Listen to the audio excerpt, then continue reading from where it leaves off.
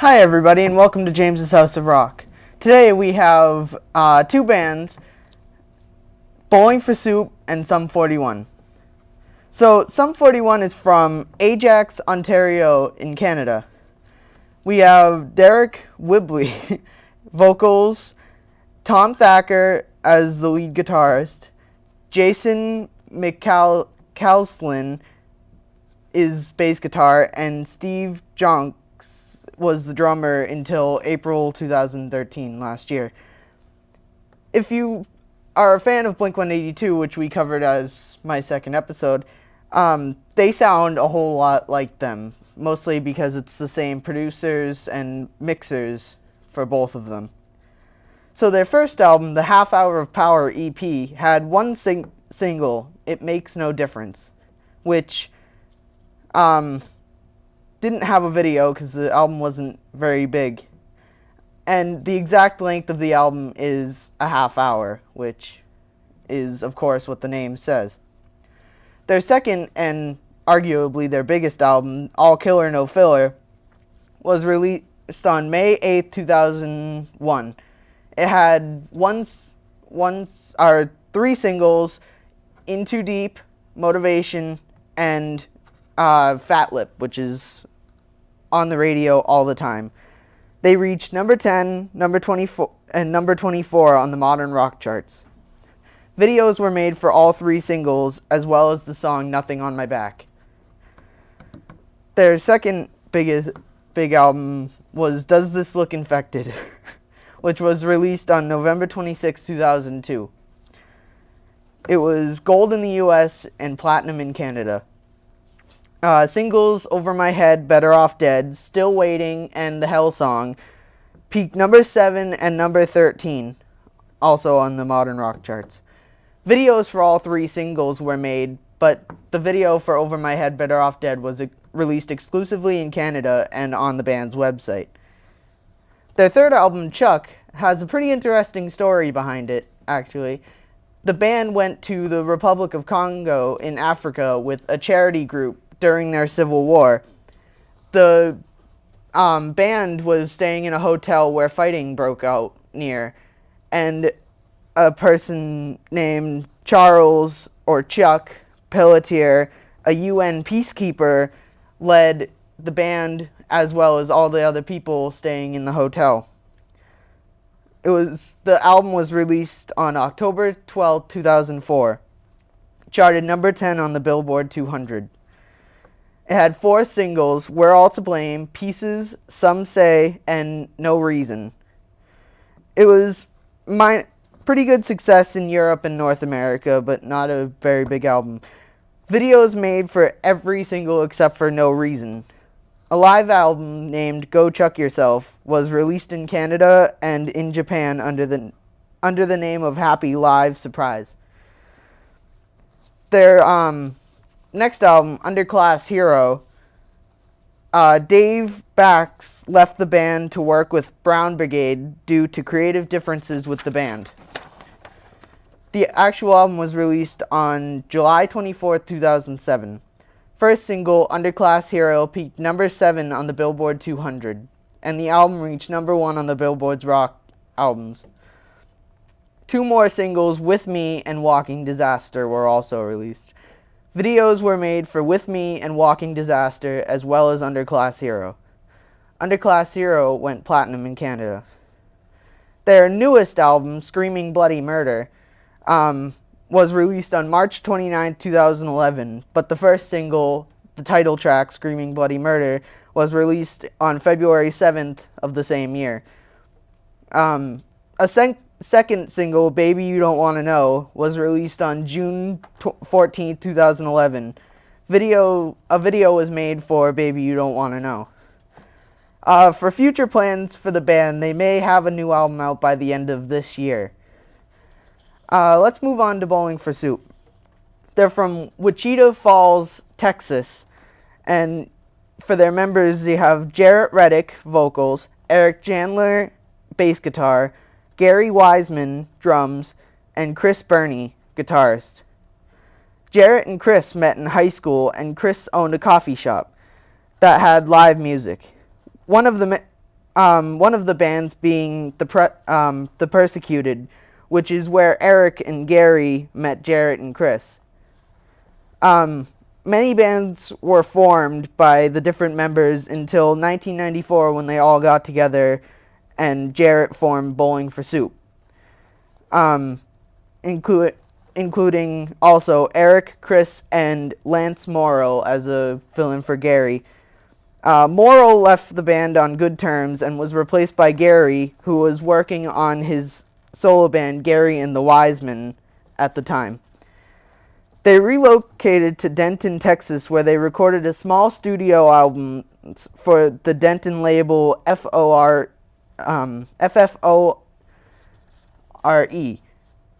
including Rock On Honorable Ones was one of their EPs. And the EP, Tell Me When to Woo. The EP did so well that it caught the attention of Jive Records, and the band later signed to them and recorded the album Let's Do It for Johnny. Eric and Jarrett sing Endless Possibilities for the game Sonic Unleashed. Just a little tidbit of information there. So, Let's Do It for Johnny was released May 16th, 2000.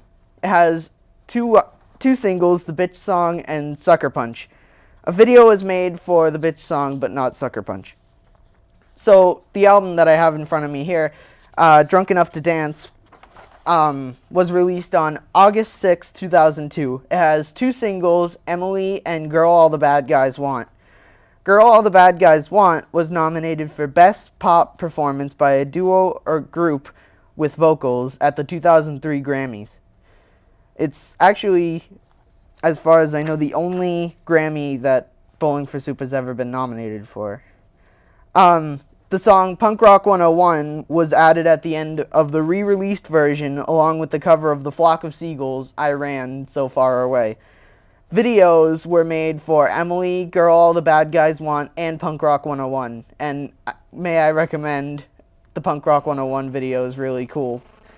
One of their arguably biggest albums, A Hangover You Don't Deserve, which I have here in front of me, was released September 10th, 2004. It includes the singles Almost, 1985, and Ohio, Come Back to Texas.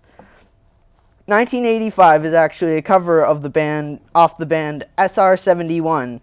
The song was written and originally performed by Mitch Allen, the lead singer.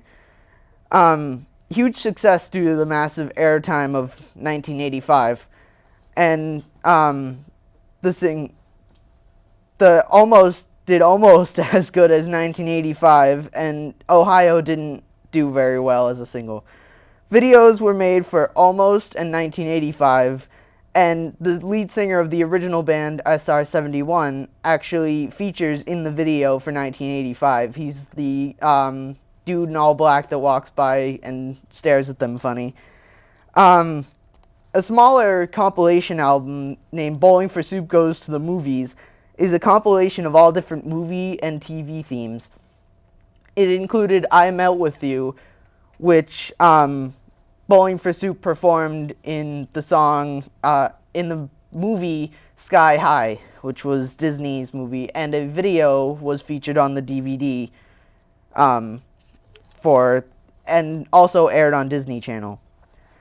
So, their next album, The Great Burrito Extortion Case, funny name to say, was released on November 7, 2006. Singles High School Never Ends and I'm Gay, and then When We Die. There was a video for High School Never Ends, but neither of the other singles. Their next album, Sorry for Partying, was released October 12, 2009. No singles were released on the radio, but it had one single, No Hablo Inglés, which had a video, which is really funny. They act like they're in an infomercial selling No Hablo Inglés to help you with life.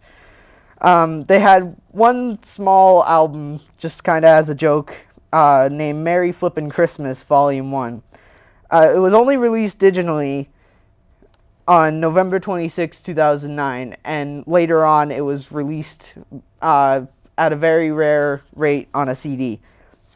Their next album was Fishin' for Woos. Its first single was released Saturday before the actual album was released, and the album was released on April 25th, 2011. Videos were made for Saturday and Turbulence. Their newest album, Lunch Drunk Love, was released on September 6, 2013, which actually happens to be my birthday, which I had just found out writing this. It was all paid for by a group that Jarrett formed called Pledge Music. It's all fans paying for the album. The song Circle is a cover of Edie Brickell and the New Bohemians, and videos for both the original and Bowling for Soup were made. Just a little about Jarrett, because he does a lot of things other than Bowling for Soup. You may actually hear him. Him and Bowling for Soup wrote the theme song to the Disney show Phineas and Ferb, as well as Jarrett plays Danny, the lead singer of the fictional 80s band Love Handle in the show. He plays Chuck E. Cheese in the newest commercials, if you haven't recognized his voice.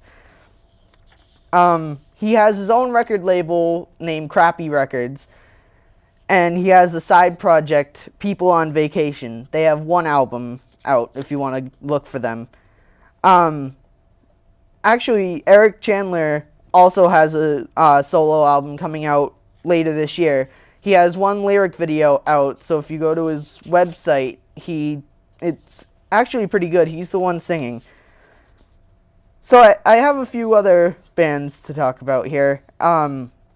Adelita's Way was formed in 2006 with members Rick DeJesus, the singer, Trevor Stanford, and Robert Zekarian was lead guitars, and Andrew Cushing. They had a self-titled album that was released on July 14th, 2009, and the song Scream was in the movie Saw 3D. Single Invincible was featured in many TV shows as well. Second single, Last Stand, was also released off the album. Their newest album, Homeschool Valedictorian, was released June 7th, 2011. It had 4 singles, Criticize, Sick, Alive, and The Collapse. Sick and Criticize hit number 1 on the active rock chart, and Collapse hit number 2 on the same chart. Alive only got 4. So, the other band I have is Group Love, which is, if you like Foster the People, they're very similar in sounding because they're both that indie rock type of band. They were formed in 2009 with members Christian Zucconi as vocals and guitar, Hannah Hooper, vocals and keyboards, Andrew Wesson, guitar and vocal, Ryan Rabin, drums, Sean Gadd, bass and vocals, and they had a live album released, I'm With You, somewhere this year. It should be. It's a tour documentary. Their first release was the Group Love EP. It was re-released. I couldn't find the original release date. January 25th, 2011 with the song Colors, later featured on their full album. It was originally released independently before they were signed to a record label. Their second release, Never Trust a Happy Song, was released on September 13th, 2011. Its biggest single was Tongue Tied, which played on the radio as well as featured in many other things. It has a video that's actually really cool. It plays it backwards and then plays it all forwards at the end of the video. It's a guy going through a party, and all I can really understand is like there's these wrestler guys running after him. Very confusing. Their newest release was Spreading Rumors, which was released on September 17th, 2013, and has the single Ways to Go. That also has a video that I really liked, as well as the song's really good. So I have some vintage posters over here. I hope you've all been looking at. I've had Green Day on before, but now I have Alice Cooper, Metallica, and Ozzy Osbourne. Little thing for Ozzy Osbourne, as you can see, it says with Randy Rhoads, which was his guitarist at the time, but is now dead, sadly.